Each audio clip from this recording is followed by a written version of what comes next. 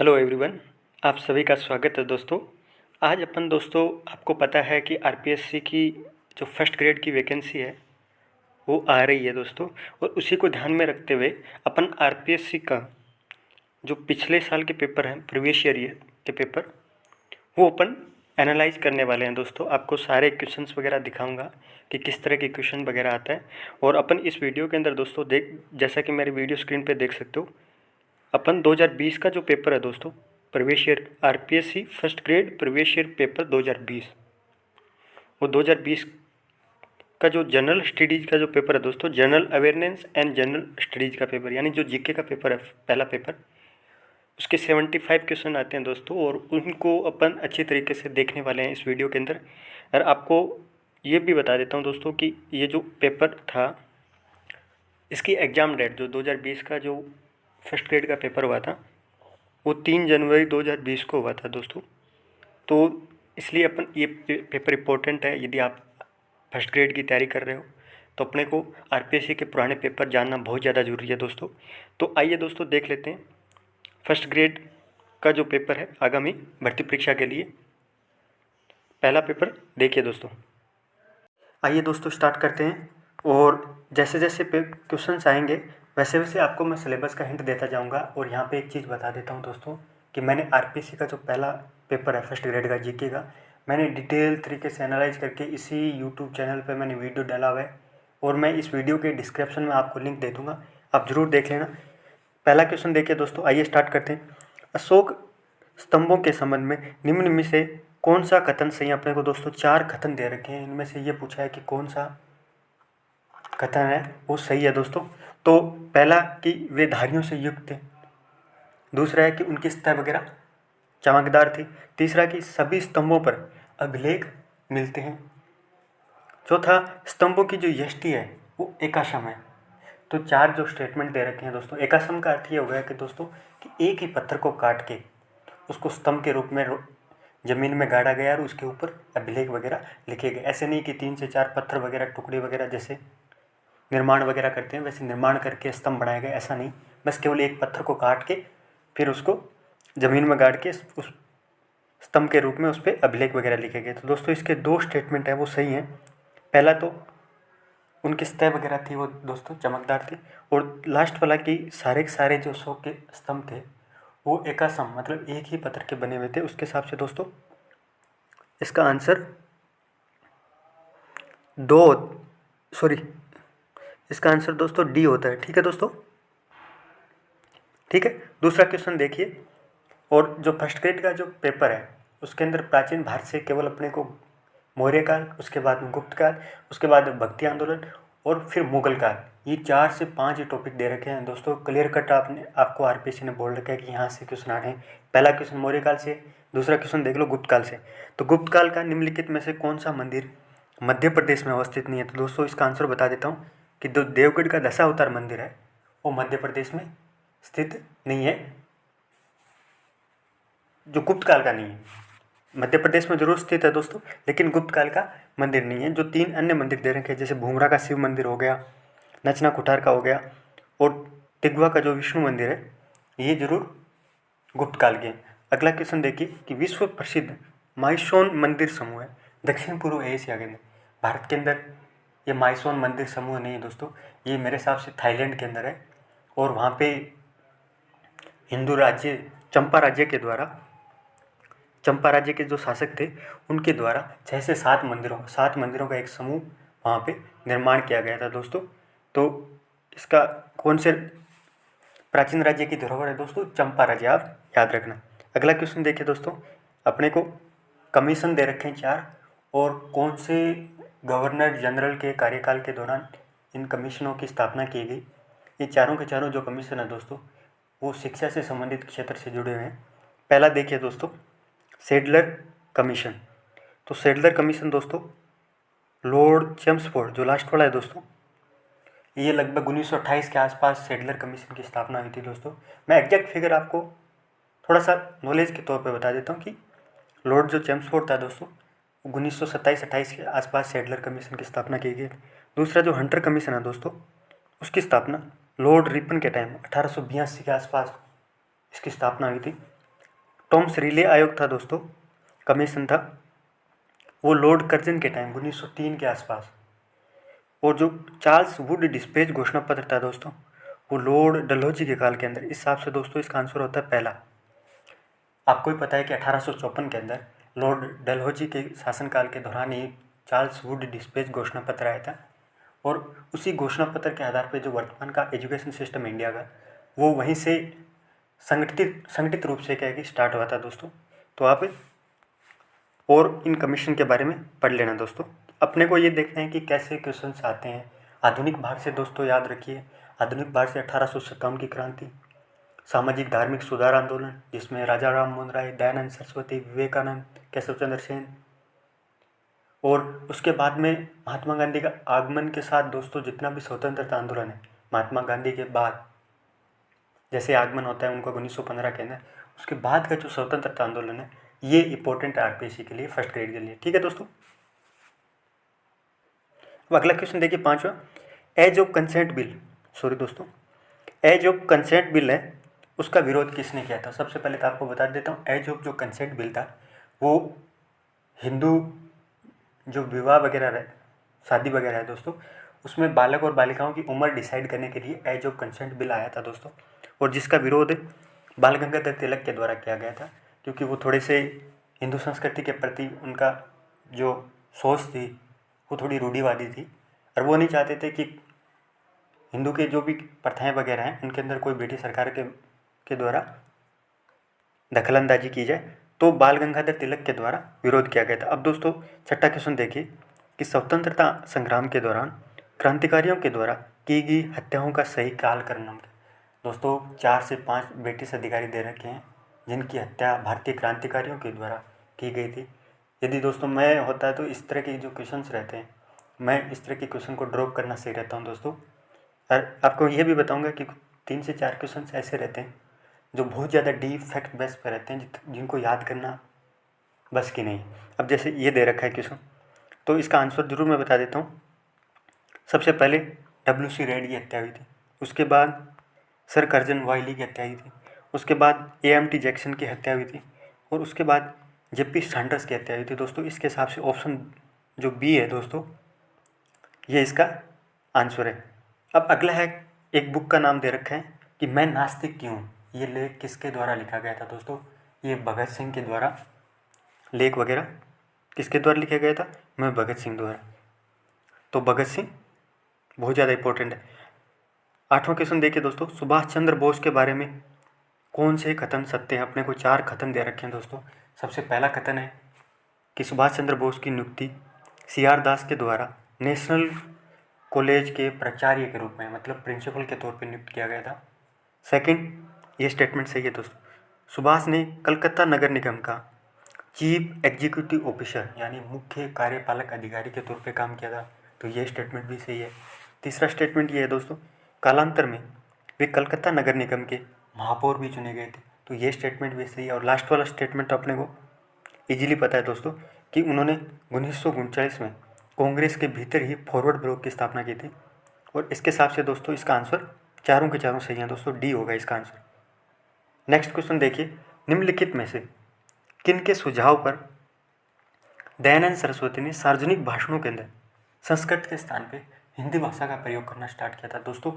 तो सबसे पहले आंसर बता देता हूँ कि केशव चंद्र सेन थे, उनके कहने पे दयानंद सरस्वती ने सार्वजनिक जो भाषण थे, पब्लिक अपीयरेंस में, वो संस्कृत के स्थान पे हिंदी भाषा का प्रयोग करना स्टार्ट किया था दोस्तों।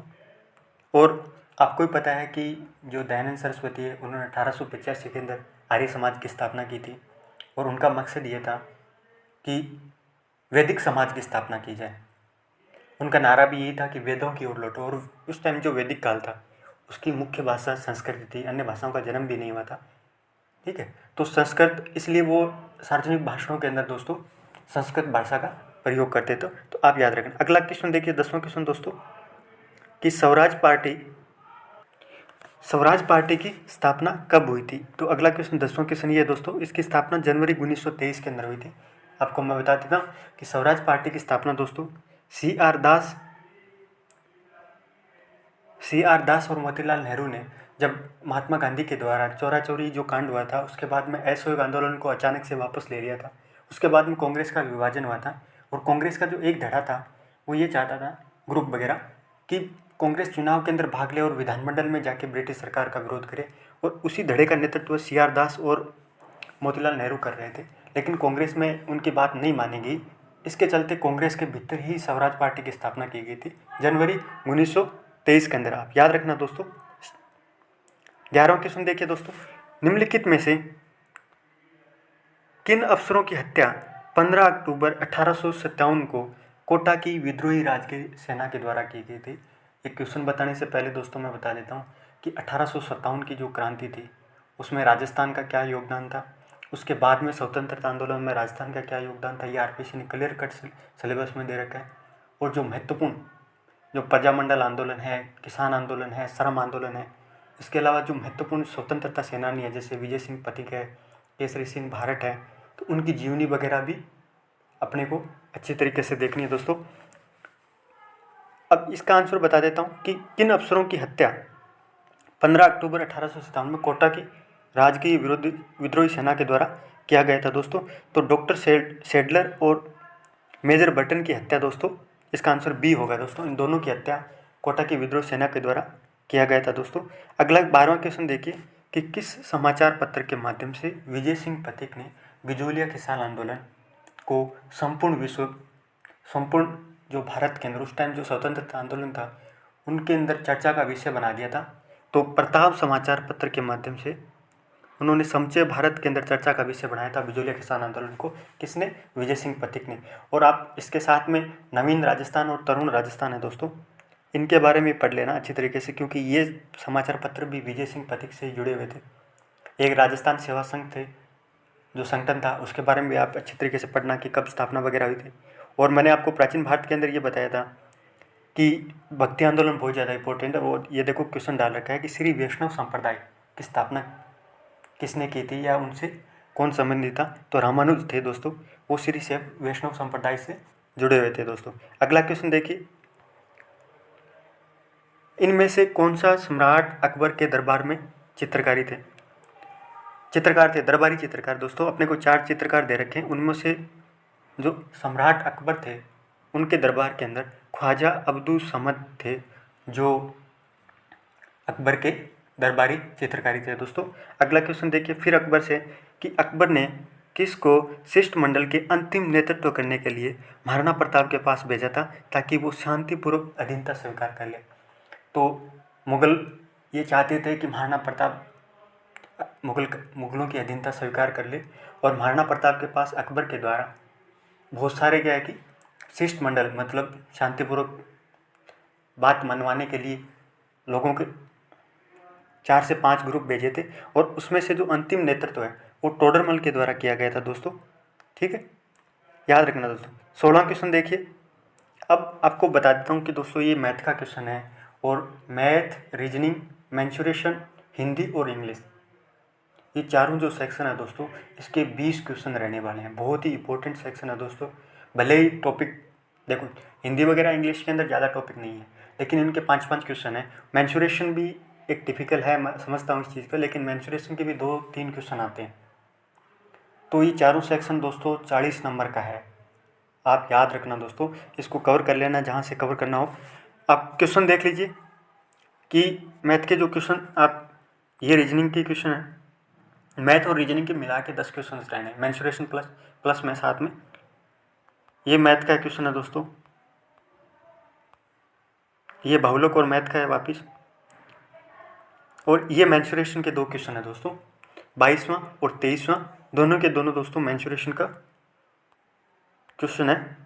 और 26वां क्वेश्चन देखिए अपन हिंदी के, अब मैथ वगैरह क्वेश्चन आप देख लेना दोस्तों अच्छी तरीके से। और जो हिंदी के क्वेश्चन है दोस्तों 5 क्वेश्चन आते हैं हिंदी के, कि किस विकल्प में गलत संधि विच्छेद दे रखा है। अपने को 4 ऑप्शन दे रखे हैं, उनमें से एक गलत। हिंदी के अंदर दोस्तों संधि विच्छेद, उपसर्ग, प्रत्यय, सकर्मक अकर्मक क्रियाएं और शुद्ध अशुद्ध वाक्य, ये 5 टॉपिक है हिंदी के अंदर दोस्तों। और इसमें से जो गलत संधि विच्छेद है दोस्तों वो दूसरा वाला है कि पुत्र शरणा ये गलत संधि विच्छेद है दोस्तों। आप ऐसा समझ लो ना कि कैसे क्वेश्चंस वगैरह आते हैं। जो मैथ रीजनिंग के तो आपको मैंने दिखा दिया, अपन कर नहीं सकते यहाँ पे, और इंग्लिश के और हिंदी के आपको बता देता हूँ। इसके साथ आपको टॉपिक पता चल जाएगा कि भाई उपसर्ग से एक आ रहा है, संधि विच्छेद से एक क्वेश्चन आ रहा है, अकर्मक सकर्मक क्रिया से एक क्वेश्चन आने वाला है, तो आपको पता चल जाएगा। अगला क्वेश्चन देखिए कि कौन से शब्द में उपसर्ग और प्रत्यय दोनों प्रयोग में किए गए हैं। तो दोस्तों उनमें से जो स्वस्थता जो पहला ही है उसके अंदर उपसर्ग और प्रत्यय दोनों का प्रयोग किया गया है। अगला क्वेश्चन देखिए 28वां क्वेश्चन, निम्नलिखित में से कौन से विकल्प में विलोम शब्द युग्म है। अपने को 4 युग्म दे रखे हैं, उनमें से कौन सा विलोम शब्द वाला है। तो इसका आंसर दोस्तों तीसरा है, रित अनर्थ। अगला क्वेश्चन देखिए, इनमें से कौन सा शब्द शुद्ध नहीं है। तो अपने को 4 शब्द दे रखे हैं दोस्तों। पहला उत्तरोत्तर, ये तो सही है दोस्तों। शिरस्त्राण, ये भी सही है। ऊहापोह, ये भी सही है दोस्तों। लास्ट वाला जो विवाहेतर है, ये शब्द शुद्ध नहीं है दोस्तों, ठीक है। अगला क्वेश्चन देखिए, आक्रामक क्रिया के बारे में पूछ रहा है। अपने को 4 शब्द दे रखे हैं, तो इनमें से जो टहलना और छींकना दोस्तों आक्रामक क्रिया हैं, ठीक है।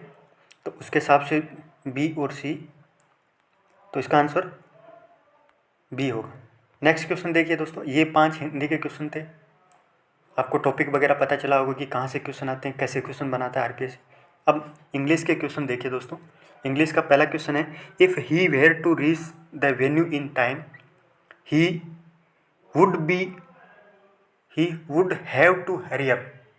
इसका आंसर दोस्तों वुड होगा। अपने को ग्रामर के तौर पे करेक्शन पूछ रहा है इसका। अगला प्रीपोजिशन से जुड़ा हुआ क्वेश्चन है दोस्तों, और इसके अंदर they live below us on the 4th floor, तो इसका आंसर एक होगा।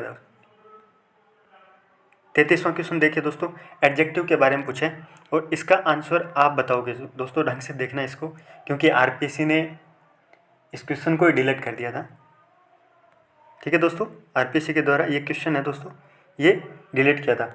और नेक्स्ट जो क्वेश्चन है 34वां क्वेश्चन, ये एंटीनोम्स के बारे में पूछ रखा है। आरपीएससी ने सिलेबस के अंदर सिनोनिम्स के बारे में नहीं दे रखा, लेकिन एंटीनोम्स के बारे में दे रखा है, और अपने से एंटीनोम्स वर्ड दिया है ओबीडियंट। और ओबीडियंट का दोस्तों जो एंटीनोम्स होता है अपोजिट, वो है ड्यूटीफुल, ठीक है दोस्तों। नेक्स्ट क्वेश्चन देखिए, अपने को पैसिव का स्ट्रक्चर दे रखा है, पैसिव फॉर्म गिवन।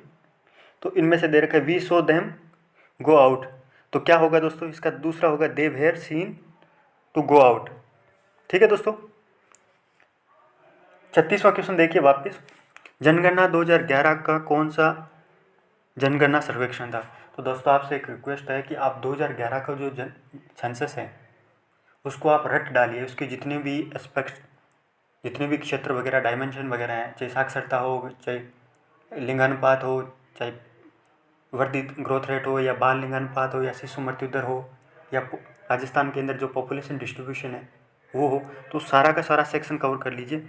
और 2011 की जो जनगणना है दोस्तों, वो 15वीं जनगणना सर्वेक्षण था। तो उसके हिसाब से 2000, क्योंकि आपको पता है कि जो जनगणना है वो हर 10 साल से आयोजित होती है, तो अब की बार 2021 के अंदर आयोजित होने वाली, तो वो कौन सी होगी, 15वीं 16वीं होगी दोस्तों। अगला क्वेश्चन देखिए कि राजस्थान में मुख्यमंत्री के महिला सशक्तिकरण हेतु 7 सूत्रीय कार्यक्रम निम्नलिखित में से क्या क्या शामिल था। कि मुख्यमंत्री के द्वारा महिलाओं के सशक्तिकरण के लिए, वुमेन एम्पावरमेंट के लिए 7 सूत्रीय कार्यक्रम की घोषणा की गई थी दोस्तों, और उनमें से कौन सा नहीं था ये पूछ रहा है अपने से। बता देता हूँ, इसका आंसर बता दे। 4 ऑप्शन दे रखे हैं अपने को। जो लास्ट वाला देखिए, तलाक के लिए परामर्श देना, ये कोई महिला के सशक्तिकरण के अंदर नहीं आता, बल्कि सेफ मदरहुड हो गया, पॉपुलेशन है उसको स्टेबलाइज करना, महिलाओं की सुरक्षा के लिए, सुरक्षित वातावरण के लिए, उसके लिए कोशिश वगैरह करना, ये सारे के सारे उसके अंदर आते हैं। ये करंट के क्वेश्चन है दोस्तों। और फर्स्ट ग्रेड और सेकंड ग्रेड के अंदर जो पहला जीके का पेपर है, दोनों के अंदर दोस्तों 10 क्वेश्चन करंट के आने वाले हैं। तो करंट को आप छोड़ना मत। मैं डेली करंट अफेयर्स और डेली शाम को एक 10 इम्पोर्टेंट करंट के क्विज लेके आता हूँ दोस्तों, the current affairs quiz show दोस्तों, तो आप उसको फॉलो कर सकते हो। 38वां क्वेश्चन देखिए, यूनाइटेड किंगडम के 50 पाउंड के नोट पर किस भारतीय वैज्ञानिक की तस्वीर छापने की सिफारिश की गई थी? तो जगदीश चंद्र बोस। ठीक है दोस्तों, निम्नलिखित में से कौन सी एक फिल्म कल्पना लाजमी के द्वारा निर्देशित नहीं थी? अब इस तरह एक वो जो पहला क्वेश्चन था जिसमें ब्रिटिश अधिकारियों की डेथ मृत्यु हत्याओं से जुड़ा हुआ मामला था, तो उसमें बहुत ज़्यादा फैक्ट वगैरह डाल रखे थे, वैसा ही ये दोस्तों इस तरह के क्वेश्चन भी छोड़ना सही रहता है। ठीक है, तो इसका आंसर बता देता हूँ दोस्तों, एक नज़र। ये कल्पना लाजमी के द्वारा निर्देशित फिल्म नहीं थी, लेकिन अपने को फिल्म, स्पोर्ट्स और जो गेम्स वगैरह है, इवेंट हो गया कोई, ये सारे के सारे याद रखने हैं दोस्तों। 26 सितंबर, अगला क्वेश्चन देखिए, 26 सितंबर 2018 को आधार एक्ट आया था दोस्तों, और उच्चतम न्यायालय के अंदर एक 5 न्यायाधीशों की संविधान पीठ बैठी थी, और उस पीठ के अंदर जितने 5 न्यायाधीश थे उनमें से कौन कौन से न्यायाधीश ने उस संविधान पीठ के निर्णय के खिलाफ अपना पक्ष दिया था, असहमति दर्ज कराई थी दोस्तों? तो इसका आंसर न्यायमूर्ति DY चंद्रचूड़ है दोस्तों। मामला ये था कि गवर्नमेंट के द्वारा 2016 के अंदर आधार एक्ट लेके आई थी, और गवर्नमेंट ने जितनी भी पब्लिक सर्विस है उसको प्राप्त करने के लिए आधार को मैंडेटरी किया था, यानी आधार है वो अनिवार्य कर दिया था यदि आपको सार्वजनिक सेवाएं प्राप्त वगैरह करनी है। तब राइट टू प्राइवेसी को लेके सुप्रीम कोर्ट के अंदर याचिका दायर की गई थी और संविधान पीठ का गठन किया गया था। संविधान पीठ दोस्तों हमेशा 5 या 5 से ज़्यादा न्यायाधीशों की बनती है, 5 से कम न्यायाधीशों की संविधान पीठ का निर्माण नहीं होता, याद रखना दोस्तों, ये फैक्ट भी है। और उस पीठ ने सरकार के पक्ष में निर्णय सुनाया था। उनमें से एक जो न्यायाधीश थे, जो न्यायमूर्ति DY चंद्रचूड़, उन्होंने जो पीठ के निर्णय के खिलाफ असहमति दर्ज कराई थी। अगला क्वेश्चन देखिए, भारत के पुरातात्विक सर्वेक्षण के हालिया उत्खनन में उत्तर प्रदेश के किस स्थान पर 2020 ईस्वी के अंदर समाधियाँ खोजी गई थी? क्वेश्चन इंपॉर्टेंट नहीं है क्योंकि करंट अफेयर्स दोस्तों पुराना है, लेकिन अपने को ये देखना है कि कैसे क्वेश्चन बनाता है RPSC करंट के भी। अगला देखिए दोस्तों, अगली एक बुक है दोस्तों, इंटरव्यूइंग लाइव है दोस्तों, ये जयराम रमेश ने बुक वगैरह लिखी थी दोस्तों, तो आप बुक वगैरह को भी मत छोड़ना। उत्तरी सेंटलीज द्वीप जहाँ स्थित है, अपने को 4 ऑप्शन दे रखे हैं कि उत्तरी सेंटलीज द्वीप कहाँ है। तो उत्तरी सेंटलीज द्वीप दोस्तों अंडमान निकोबार द्वीप समूह के अंदर स्थित है, और अंडमान निकोबार द्वीप समूह दोस्तों बंगाल की खाड़ी के अंदर पड़ता है, तो इसका आंसर बंगाल की खाड़ी होना। अब विराट कोहली के बारे में दे रखा है, तो स्पोर्ट्स से जुड़ा हुआ क्वेश्चन है, तो अपने को ओलंपिक, पैरालंपिक, ये T20 वर्ल्ड कप वगैरह हुआ है, तो इसको अपन अच्छे तरीके से करंट वगैरह अपने को कवर करना है दोस्तों। एक दिवसीय अंतर्राष्ट्रीय मैचों में 10,000 रन पूरा करने वाले वे दुनिया के 13वें बल्लेबाज थे, तो ये स्टेटमेंट दोस्तों सही है। इस उपलब्धि को अर्जित करने में उन्होंने 210 एक दिवसीय यानी वनडे मैच वगैरह खेले थे, तो ये स्टेटमेंट है दोस्तों, ये गलत है, तो उसके हिसाब से इसका आंसर केवल 1 होगा दोस्तों। 45वां क्वेश्चन देखिए, पुरुष हॉकी की 5वीं एशियाई चैंपियंस ट्रॉफी 2018 के अंदर कहाँ आयोजित हुई थी? तो मस्कट के अंदर आयोजित हुई थी दोस्तों। ओमान की राजधानी मस्कट है दोस्तों, तो वहाँ आयोजित हुई थी। अगला देखिए साइंस के, और साइंस के दोस्तों 5 क्वेश्चन रहने वाले, आप अच्छी तरीके से साइंस को भी छोड़ना मत। निम्नलिखित में से किस तत्व की परमाणुकता 1 होती है? तो इसका आंसर है दोस्तों आर्गन है, उसकी परमाणु तत्व की जो परमाणुकता होती है दोस्तों वो 1 होती है। नेक्स्ट क्वेश्चन देखिए, ये एक रासायनिक अभिक्रिया दे रखी है दोस्तों, आपको तो मैं ये बता देता हूँ कि डबल डिस्प्लेसमेंट रिएक्शन है दोस्तों। इतनी बड़ी रासायनिक अभिक्रिया दे रखी है, मैं होता तो इस क्वेश्चन को छोड़ देता, लेकिन फिर भी आपको आंसर बता देता हूँ और आपको पता भी चलेगा कि RPSC कैसे क्वेश्चन बनाती है।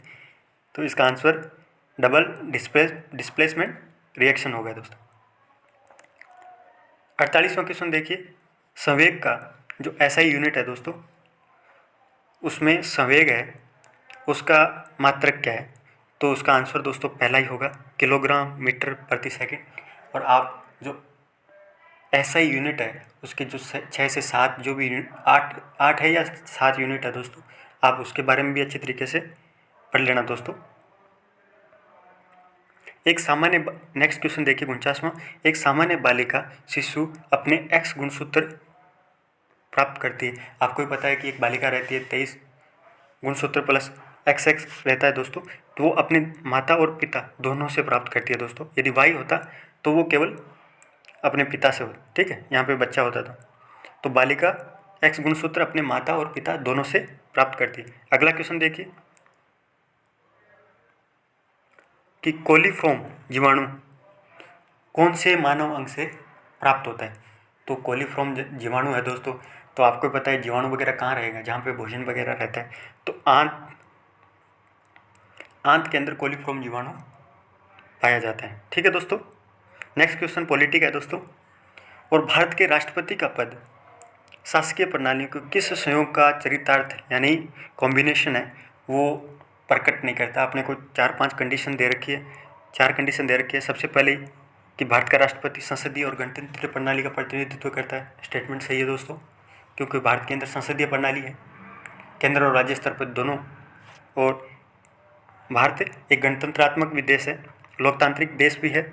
भारत में संघीय प्रणाली प्रचलित है, क्योंकि जो राष्ट्रपति है वो केंद्र का भी है और राज्य सरकार का है, क्योंकि भारत का प्रथम नागरिक होता है राष्ट्रपति। लेकिन अध्यक्षात्मक प्रणाली भारत के अंदर प्रचलित नहीं है। अध्यक्षात्मक जो प्रणाली है दोस्तों वो USA के अंदर प्रचलित है। और अध्यक्षात्मक जो प्रणाली होता है उसमें देश का प्रमुख होने, राष्ट्रपति देश का प्रमुख होने के साथ साथ सरकार का भी प्रमुख होता है। लेकिन भारत के अंदर जो राष्ट्रपति है वो सरकार का नाम मात्र प्रमुख होता है, वास्तविक प्रमुख प्रधानमंत्री होता है दोस्तों। तो ये चीज़, तो इसके हिसाब से जो लास्ट वाला है दोस्तों वो सही ढंग से भारत के राष्ट्रपति की जो शासकीय प्रणाली है उसका प्रतिनिधित्व नहीं करता। नेक्स्ट क्वेश्चन देखिए 52वां क्वेश्चन। राज्यसभा का पूर्ववर्ती सदन कौन सा था। तो जो काउंसिल ऑफ स्टेट है दोस्तों उसको पहले राज्यसभा कहा जाता था, जो बाद में चेंज हुआ। भारत का सर्वोच्च दर्जे का सिविल सेवक कौन होता है। अपने को सिविल सेवक ब्यूरोक्रेट के बारे में जानना है। तो आपको पता है दोस्तों जो मुख्य सचिव होता है वो राज्य सरकार का प्रमुख होता है। मंत्रिमंडल सचिव जो कैबिनेट सचिव होता है वो केंद्र सरकार का, जिस तरह राज्य का मुख्य सचिव होता है वैसे मंत्रिमंडलीय सचिव केंद्र सरकार का होता है। और PMO का प्रधान सचिव होता है दोस्तों वो कैबिनेट सचिव से ऊपर होता है। तो सबसे सर्वोच्च दर्जे का दोस्तों PMO का जो प्रधान सचिव होता है, क्योंकि वो प्रधानमंत्री कार्यालय और प्रधानमंत्री को सीधे डायरेक्ट एडवाइस के तौर पर देता है। और राष्ट्रपति का जो प्रधान सचिव होता है दोस्तों ये रिटायर्ड ब्यूरोक्रेट होता है। तो इस हिसाब से कौन सा होगा सर्वोच्च दर्जे का, वो तीसरा होगा। ठीक है दोस्तों। नेक्स्ट क्वेश्चन देखिए 54वां क्वेश्चन कि भारत के निर्वाचन आयोग के द्वारा कितने राजनीतिक दलों को राष्ट्रीय दल का दर्जा प्रदान किया गया है दोस्तों। ये क्वेश्चन RPSC के द्वारा डिलीट किया गया था दोस्तों, और डिलीट करना लाजमी भी था क्योंकि निर्वाचन आयोग ने ये नहीं बोला कि कौन सी लोकसभा यानी 16वीं 15वीं कौन सी लोकसभा के अंदर राष्ट्रीय दल कितने हैं। अभी जो लोकसभा चल रही है दोस्तों उसके 6, और आप इसके साथ ज़रूर देखना कि राष्ट्रीय दल और जो राज्य का दल रहता है दोस्तों उनका दर्जा किस आधार पर दिया जाता है। जो कंडीशन वगैरह दे रखी है 4-4 5-5 कंडीशन, उसके आधार पर निर्वाचन आयोग के द्वारा दर्जा दिया जाता है। और आप ये देखना कि राजस्थान राज्य के अंदर कितने राजनीतिक दलों को राज्य स्तर का दर्जा प्राप्त है, तो आप जरूर देखना दोस्तों। नेक्स्ट क्वेश्चन देखिए दोस्तों 55वां क्वेश्चन देखिए दोस्तों कि उच्चतम न्यायालय में न्यायाधीशों की नियुक्ति हेतु संस्तुति करने हेतु भारत के मुख्य न्यायमूर्ति को उच्चतम न्यायालय के कितने वरिष्ठतम न्यायाधीश परामर्श देना पड़ता है। आपको पता है दोस्तों आर्टिकल 124 के तहत भारत के राष्ट्रपति के द्वारा उच्चतम न्यायालय के मुख्य न्यायाधीशों की नियुक्ति चीफ जस्टिस ऑफ इंडिया होता है, जो भारत का मुख्य न्यायाधीश है, उसके परामर्श के आधार पर की जाती है। लेकिन 4 वरिष्ठतम न्यायाधीश जो उच्चतम न्यायालय का मुख्य न्यायमूर्ति होता है वो सरकार को नियुक्ति के लिए भेजने से पहले 4 जो सुप्रीम कोर्ट के वरिष्ठतम न्यायाधीश रहते हैं उनसे राय लेके, उनसे परामर्श वगैरह लेके लिखित नोट में सभी की जो राय वगैरह रहती है दोस्तों वो लिखित नोट के अंदर केंद्र सरकार के पास जाती है और फिर राष्ट्रपति के द्वारा नियुक्त किया जाता है। ठीक है दोस्तों। नेक्स्ट क्वेश्चन देखिए, 56वां क्वेश्चन। अपने को 4 स्टेटमेंट दे रखे हैं। ये पूछा है कि इनमें से कौन सा सही है। तो अरावली मरुस्थल के पूर्वी विस्तार को रोकती है। तो स्टेटमेंट सही है कि अरावली पर्वतमाला थार के मरुस्थल को ईस्टर्न साइड के अंदर उसका विस्तार है वो रोकती है। दूसरा, अरावली क्षेत्र खनिजों से समृद्ध है, ये स्टेटमेंट भी सही है। तीसरा, कि राजस्थान में वर्षा वितरण का प्रारूप अरावली प्रभावित नहीं करती, ये स्टेटमेंट गलत है दोस्तों, क्योंकि आपको ही पता है कि अरावली जो अरब सागर की और जो बंगाल की खाड़ी है, इधर से मानसून आता है तो भी उसको दिशा देता है, और जो बंगाल की खाड़ी का मानसून होता है दोस्तों उसको रोक के दक्षिण राजस्थान का जो दक्षिण पूर्वी भाग है उसमें मानसून वर्षा वगैरह है उसकी मात्रा बढ़ाने में अरावली का योगदान रहता है। तो ये स्टेटमेंट, तीसरा स्टेटमेंट गलत है। चौथा स्टेटमेंट ये बोल रखा है कि राजस्थान की अनेक नदियों का उद्गम स्थल अरावली पर्वतमाला है। तो पहला, दूसरा और चौथा स्टेटमेंट इसका सही है दोस्तों, आप देख लेना। नेक्स्ट क्वेश्चन देखिए दोस्तों, 57वां, कि राजस्थान में न्यूनतम दैनिक तापांतर कौन से महीनों के अंदर पाया जाता है। तो सबसे पहले ये बता देता हूँ दोस्तों, दैनिक तापांतर है वो कैसे निकाला जाता है। दैनिक तापांतर दोस्तों दिन का हाईएस्ट टेम्परेचर और दिन का जो लोएस्ट टेम्परेचर रहता है उनके अंतर को निकाला जाता है। और ये अपने को क्वेश्चन ये बोल रहा है कि राजस्थान में कौन से महीनों में जो दैनिक तापांतर रहता है वो सबसे कम रहता है। तो दोस्तों जुलाई और अगस्त महीना रहता है जहाँ पे मिनिमम टेम्परेचर भी दोस्तों हाई रहता है, और जो मैक्सिमम टेम्परेचर है जुलाई अगस्त का, जैसे मान लो जुलाई अगस्त का जो टेम्परेचर है वो पूरे दिन का हाईएस्ट है लगभग 38 से 40 डिग्री के आसपास रहता है, लेकिन न्यूनतम भी 28-29 के आसपास रहता है। लेकिन आप यदि देखोगे कि जनवरी फरवरी के अंदर टेम्परेचर 26-27 के आसपास चला जाता है दिन के अंदर, लेकिन रात को देखोगे टेम्परेचर तो 4-5 डिग्री के पास आ जाता है। तो ये जो कंपैरिजन है ना, हाईएस्ट और लोएस्ट के बीच में जो कंपैरिजन होता है दोस्तों, ये ही दैनिक तापांतर होता है। तो जुलाई और अगस्त महीने का सबसे कम पाया जाता है। ठीक है दोस्तों। नेक्स्ट क्वेश्चन देखिए, निम्नलिखित में से कौन से जिले के अंदर 2011 के बाल लिंगानुपात 0 से 6 वर्ष अंकित सबसे कम बाल लिंगानुपात अंकित किया गया है दोस्तों। तो इसका आंसर दोस्तों करौली है, कि करौली के अंदर सबसे कम बाल लिंगानुपात दर्ज किया गया है दोस्तों। अगला देखिए, अपने को 4 खनिजें दे रखी है और उनकी खान पूछी है। तो चूना पत्थर है दोस्तों, तो चूना पत्थर की दोस्तों कनोई खान है, ये स्टेटमेंट सही है दोस्तों। मैग्नेसाइट की सैंड्रा, पन्ना की काला गुमान, और जो लास्ट वाली है दोस्तों ये सही नहीं है। ठीक है, बेंटोनाइट है दोस्तों, वो राजगढ़ वाली जो, ये गलत है, ढंग से मैच वगैरह की हुई है। अगला क्वेश्चन देखिए 60वां, निम्न में से कौन सा नगर पूर्व पश्चिम कॉरिडोर से जुड़ा हुआ नहीं है। पूर्व पश्चिम जो कॉरिडोर है दोस्तों, ईस्ट वेस्ट कॉरिडोर है, उससे जुड़ा हुआ नहीं है। तो 60वां जो आंसर है दोस्तों, आप गैस के तौर पे कर सकते हो कि जयपुर, क्योंकि जयपुर दोस्तों ऊपर पड़ता है। जो दिल्ली मुंबई इंडस्ट्रियल कॉरिडोर है उससे जयपुर जुड़ा हुआ है, और जो दिल्ली मुंबई रेलवे कॉरिडोर है उससे भी क्या है कि जयपुर जुड़ा हुआ है। लेकिन पूर्व पश्चिम वाला है दोस्तों, जो नीचे के जो डिस्ट्रिक्ट हैं राजस्थान के, वो उस कॉरिडोर से जुड़ा हुआ है। अगला देखिए दोस्तों, कि विद्यालय मानचित्र के संदर्भ में निम्नलिखित में से, ये एजुकेशनल मैनेजमेंट के क्वेश्चन है दोस्तों, और एजुकेशनल मैनेजमेंट के 15 से 20 क्वेश्चन आते हैं। 15 क्वेश्चन लगभग एजुकेशनल मैनेजमेंट के आते हैं दोस्तों। तो इस टॉपिक को भी छोड़ना मत दोस्तों। अपने को 4 दे रखे हैं कि जो विद्यालय मानचित्र रहता है उसके संदर्भ में कौन सा कथन सही नहीं है।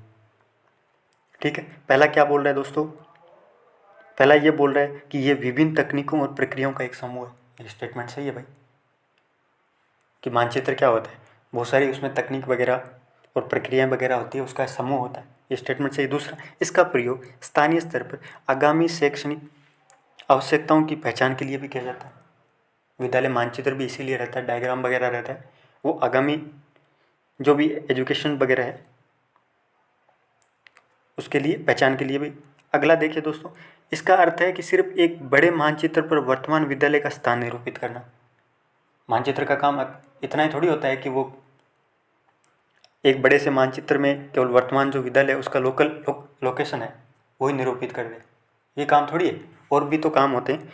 इसका लक्ष्य रहता है कि आगामी शैक्षणिक आवश्यकताओं को पूरा करने के लिए उठाए जाने वाले जो भी कदम वगैरह हैं उनकी योजना बनाने के अंदर मानचित्र क्या काम करता है।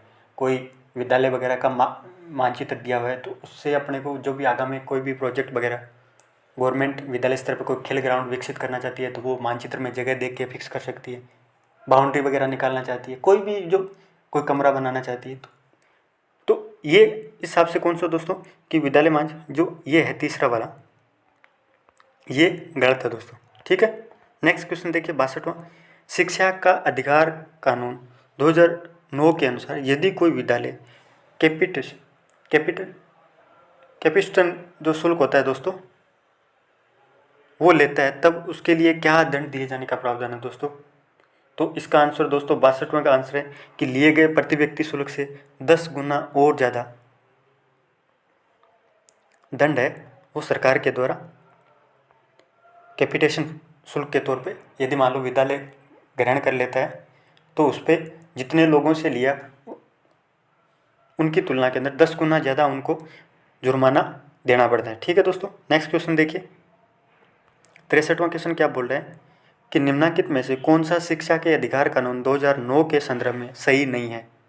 तो अपने को 4 ऑप्शन दे रखे हैं 63वां के अंदर, और इसका भाग 17 बच्चों की दंड से रक्षा करता है तो ये स्टेटमेंट सही है दोस्तों। इसका भाग 14 प्रति व्यक्ति शुल्क संग्रहण का निषेध करता है, ये दोस्तों गलत है। ठीक है, इसका भाग 21 है दोस्तों, वो विद्यालय प्रबंधन समिति से जुड़ा हुआ है, आप याद कर लो। इसका भाग 28वां है वो शिक्षकों को निजी ट्यूशन वगैरह है वो निषेध करता है। अपने को देखो 3 भाग याद हो गए, एक तो भाग 17 बच्चों को दंड से सुरक्षा देता है, भाग 21 है दोस्तों वो विद्यालय प्रबंधन जो स्कूल मैनेजमेंट कमेटी रहती है उसके बारे में रहता है, और भाग 28 है जो गवर्नमेंट टीचर वगैरह रहता है उनको प्राइवेट ट्यूशन वगैरह करने के लिए निषेध करता है। ठीक है दोस्तों, नेक्स्ट क्वेश्चन देखिए 64वां। केंद्रीय बजट 2018-19 में सर्व शिक्षा अभियान को समाहित कर दिया गया था, तो इसका आंसर है दोस्तों समग्र शिक्षा अभियान के अंतर्गत गवर्नमेंट की एक तो अपने को जो एजुकेशनल मैनेजमेंट है उसके जो क्वेश्चन आने हैं दोस्तों वो RTE अधिनियम 2009 को अच्छी तरीके से रट लो, और शिक्षा से संबंधित जितने भी ऑर्गेनाइजेशन वगैरह जो NCERT राज्य स्तर पर और केंद्र स्तर पर उनको रट लो अच्छी तरीके से, और जो वर्तमान में कोई एजुकेशन पॉलिसीज़ वगैरह जैसे आई है उसके बारे में अच्छी तरीके से उसकी कमेटीज़ वगैरह हो गई, और गवर्नमेंट की जो भी इम्पोर्टेंट एजुकेशन जो स्कीम वगैरह चल रही है, मिड डे मील वगैरह हो गई, सारा का सारा, अभी मिड डे मील का भी नाम वगैरह चेंज किया गया, तो आप जो भी एजुकेशनल स्कीम वगैरह है वो सारी अच्छी तरीके से सेंट्रल लेवल पे और स्टेट लेवल पे सारों को रट लीजिए दोस्तों। 65वां क्वेश्चन देखिए दोस्तों, स्थानीय स्तर पर विद्यालय मानचित्र तैयार करने 65वां क्वेश्चन देखिए दोस्तों कि स्थानीय स्तर पर विद्यालय मानचित्र तैयार करने के लिए विभिन्न कार्यों का सही क्रम क्या है, कि मानचित्र विद्यालय मानचित्र कैसे तैयार किया जाता है। तो सबसे पहले दोस्तों निदान, फिर प्रक्षेपण होता है और फिर प्रस्ताव, तो ये क्रम है दोस्तों, आप याद रखना दोस्तों। 66वां क्वेश्चन देखिए, निम्नलिखित में से कौन सा हेनरी फ्योल के द्वारा दिए गए प्रबंधन के कार्यों में समाहित नहीं है। हेनरी फ्योल के द्वारा जो भी दिया गया सिद्धांत है, तो आप जितने भी शिक्षा से संबंधित जो भी सिद्धांत वगैरह है जैसे एक पोस्ट कॉर्प वगैरह है तो उसको भी अच्छी तरीके से याद कर लेना दोस्तों। जो 66वां क्वेश्चन है दोस्तों उसमें बजट निर्माण है वो समाहित नहीं है। संगठन है, योजना का निर्माण करना और कमांडिंग यानी समादेश वगैरह आता है, ये तीनों शामिल है, लेकिन बजटिंग प्रबंधन के कार्यों में हेनरी फ्योल के द्वारा दिया गया सिद्धांत के अंदर नहीं है। ठीक है दोस्तों, 67वां क्वेश्चन देखिए, विद्यालयों में वियोजन की संस्कृति के संदर्भ में निम्नलिखित में से कौन सा कथन सही नहीं है। अपने को 4 स्टेटमेंट दे रखे हैं 67वां क्वेश्चन, और दोस्तों इस क्वेश्चन को RPSC के द्वारा डिलीट किया गया है। आप देख सकते हो कि ये अपने को क्या देखना है कि वियोजन का संस्कृति, the culture of separation in school, यानी जो विद्यालय वगैरह रहता है उसका विभाजन करना है, यानी 8वीं तक अलग हो गई, 10वीं तक अलग, या बच्चों के लिए अलग, बालिकाओं के लिए अलग। तो उनमें से कौन सा कथन सही नहीं है? यह शैक्षिक स्टाफ का एवं प्रबंधन के बीच में व्यक्तिवादिता को प्रोत्साहित करते हैं कि encourage individualism among teaching staff and management. दूसरा, यह शिक्षकों को व्यावसायिक समस्याओं का साझा करने से भी विमुक्त करता है। तीसरा स्टेटमेंट है यह दोस्तों, ये शिक्षकों को संस्थानिक संवर्धन के सामूहिक कार्यक्रम में अधिक सहयोगी बनने हेतु प्रोत्साहित करता है और कोई भी विकल्प सही नहीं है। ये 3 स्टेटमेंट दे रखे हैं कि सेपरेशन ऑफ स्कूल्स वगैरह रहता है, स्कूलों की जो कल्चर वगैरह है उनको अलग अलग किया जाए कि 8वीं तक स्कूल वगैरह अलग करने से और 12वीं तक स्कूल 12वीं 8वीं से लेकर 12वीं तक बच्चों की स्कूल अलग करने से क्या फ़ायदा और नुकसान वगैरह रहता है, ये दिए हुए। अगला देखिए दोस्तों, वो डिलीट कर दिया आरपीएससी ने। राजस्थान में विद्यालय और अध्यापक शिक्षा योजना के निर्माण करना, क्रियान्वयन करना, मूल्यांकन करने के लिए सर्वोच्च एकेडमिक ऑर्गेनाइजेशन कौन सा है राजस्थान में? विद्यालय के लिए और अध्यापक के लिए, दोनों के लिए। तो दोस्तों सबसे जो सर्वोच्च और संगठन है दोस्तों वो है SIERT उदयपुर, पहला ही। ठीक है दोस्तों, संगठन वगैरह आपको मैं पहले ही बताया था कि संगठन वगैरह जो भी राजस्थान और सेंट्रल लेवल के जो भी ऑर्गेनाइजेशन है शिक्षा से संबंधित वो आप याद कर लेना।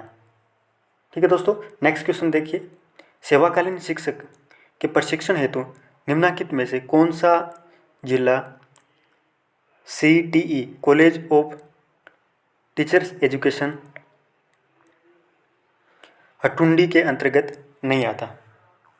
तो इसके अंदर दोस्तों इसका आंसर है कोटा।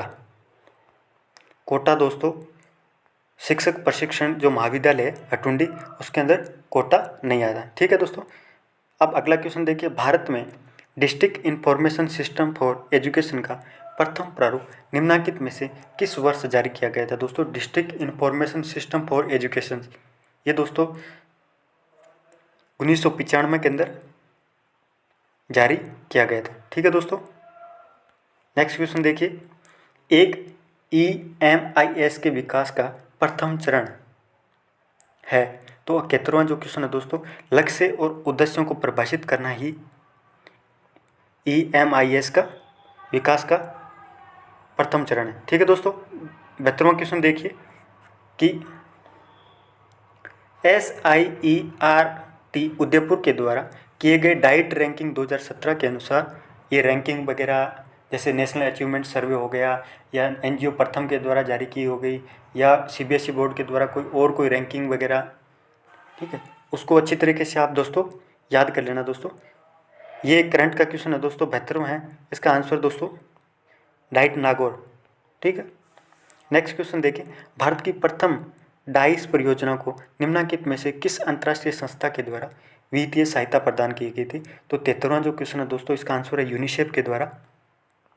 और शिक्षा से जुड़े जैसे एक विश्व बैंक के सहयोग से स्टार प्रोजेक्ट चल रहा है दोस्तों, ये भी बहुत महत्वपूर्ण प्रोजेक्ट है। विश्व बैंक अंतर्राष्ट्रीय संस्था है, उसके द्वारा देश के 6 राज्यों के अंदर जो विद्यालयों की गुणवत्ता वगैरह है उसको सुधार करने के लिए वो प्रोजेक्ट चलाया जा रहा है। बहुत इंपॉर्टेंट प्रोजेक्ट है, 2019 में स्टार्ट किया गया था। तो इस तरह के और भी कोई संस्था द्वारा शिक्षा के क्षेत्र में कोई योगदान, यूनिसेफ तो शिक्षा के क्षेत्र में काम करती है दोस्तों। ठीक है, आपको एक करंट का न्यूज़ भी बता दिया। 74वां क्वेश्चन देखिए, निम्नलिखित में से किस समिति के अनुशंसा के आधार पर SIERT उदयपुर की स्थापना की गई थी दोस्तों? तो 74वां जो क्वेश्चन है दोस्तों, इसका आंसर है 3 मेहत्रोत्रा जो समिति थी दोस्तों, उसकी सिफारिश के आधार पर। लास्ट क्वेश्चन देखिए दोस्तों, क्षेत्रीय शिक्षा संस्थान अजमेर के संबंध में इनके हेडक्वार्टर याद कर लो। जितने भी स्टेट बोर्ड हैं, कोई संगठन वगैरह है शिक्षा से जुड़ा हुआ, उनके हेडक्वार्टर, उनकी स्थापना वगैरह कब हुई, ये क्रम वगैरह आप अच्छी तरीके से याद कर लेना। क्षेत्रीय शिक्षा संस्थान अजमेर के संबंध में निम्नलिखित में से कौन सा कथन सही नहीं है? तो सबसे पहले तो अजमेर वाली जो क्षेत्रीय शिक्षा संस्थान, इसकी स्थापना 1963 में की गई थी, तो ये स्टेटमेंट सही है दोस्तों।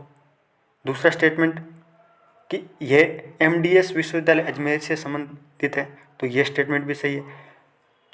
चौथा, इसका प्रबंधन और नियंत्रण NCERT के द्वारा किया जाता है, तो ये स्टेटमेंट भी सही है दोस्तों। लेकिन दूसरा स्टेटमेंट, इस संस्थान में प्रवेश राजस्थान संयुक्त प्रवेश परीक्षा के द्वारा किया जाता है, ये स्टेटमेंट गलत है दोस्तों। तो ये सारा कुछ दोस्तों फर्स्ट ग्रेड का पहला जीके का जो पेपर था दोस्तों, इसके 75 क्वेश्चन अपन ने देखे कि किस तरह क्वेश्चन वगैरह आते हैं, इनका पैटर्न वगैरह क्या है, कहाँ से क्वेश्चन वगैरह उठाता है अपने को पता है। और आप सिलेबस के सारे वीडियो जो डिटेल तरीके से एनालाइज है दोस्तों वो देख लेना आप। मैं सब्जेक्ट के जितने भी सिलेबस के इंपॉर्टेंट जो भी सब्जेक्ट है, जैसे ज्योग्राफी हो गया, पॉलिटिकल साइंस हो गया, पब्लिक एड हो गया, सोशियोलॉजी हो गया, हिंदी इंग्लिश जो भी सब्जेक्ट हैं दोस्तों, उनकी मैं सिलेबस वगैरह डाल दूंगा। और आपको बता देता हूँ कि मैं फर्स्ट ग्रेड के जो पुराने अपन 3 से 4 साल के पुराने पेपर छोड़ेंगे नहीं दोस्तों। 2020 के मैंने 2 पेपर हैं वो डिस्कस कर दिए हैं आपके सामने, और भी मैं आपके लिए पहले 2020 का लेके आऊँगा, फिर धीरे धीरे अपन पीछे की ओर चलेंगे। अपने को समझना है कि आरपीएससी पेपर कैसे सेट करती है, ठीक है। कोई भी तैयारी करने स्टार्ट करने से पहले अपने को ये चीज़ जानना बहुत ज़्यादा ज़रूरी है दोस्तों। ये सारा कुछ था। आप डेली करंट अफेयर्स और daily current affairs quiz show मेरे यूट्यूब चैनल पे देख सकते हो दोस्तों आप। और लास्ट आपसे गुजारिश है कि इस चैनल से जुड़े रहिए और अपने जो भी ज़रूरतमंद दोस्त हैं उनको शेयर करना ना भूले दोस्तों। धन्यवाद।